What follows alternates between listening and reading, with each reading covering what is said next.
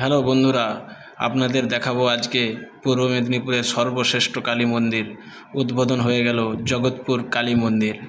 আসুন দেখুন কত মানুষের ভিড় দেখুন।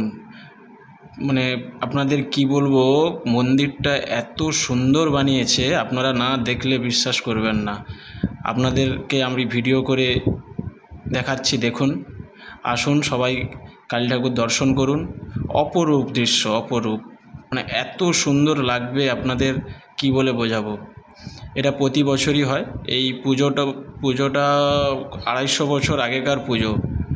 এমনকি এই পুজোর কথা আমাদের পাঁজিতেই লেখা আছে। আপনারা দেখুন, পাঁজিতেই লেখা আছে। অনেক দোকান দাঁড়িয়ে এসেছে এখানে। ভীষণ ভিড়, ভীষণ। প্রতি বছরই এই দিনেই হয় কালী পুজোটা। দেখুন কত দোকান, অনেক।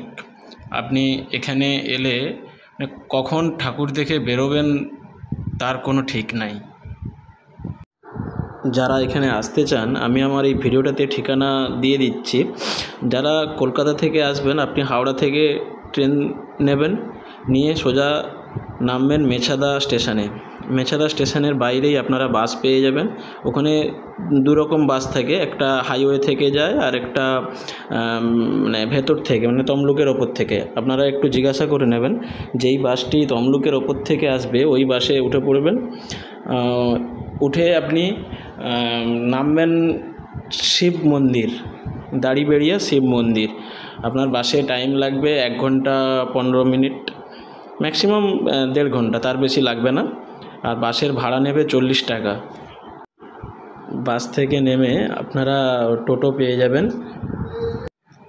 আপনারা টোটো করে চলে আসুন এই মন্দির। টোটোওয়ালাকে বলবেন যে জগৎপুর কালী মন্দির যাব, তো ওনারা একদম মন্দিরের সামনেই আপনাকে নামিয়ে দেবে। বেশি টাইম লাগে না, টোটোতে 10 থেকে 15 মিনিট লাগবে।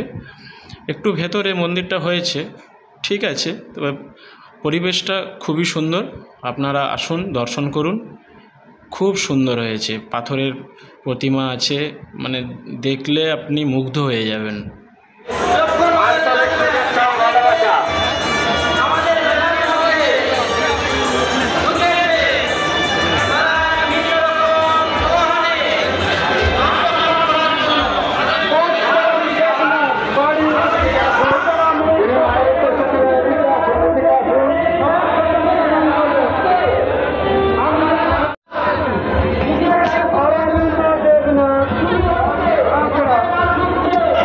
দেখুন মন্দিরটা কত সুন্দর লেগেছে।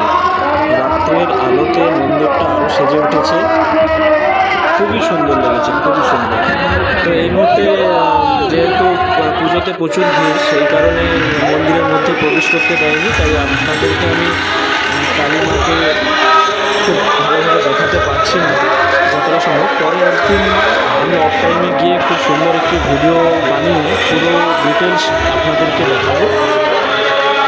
আসুন, আসবেন, সবাই আসবেন, আসুন, কালী মাকে দর্শন করুন। খুবই সুন্দর লাগবে।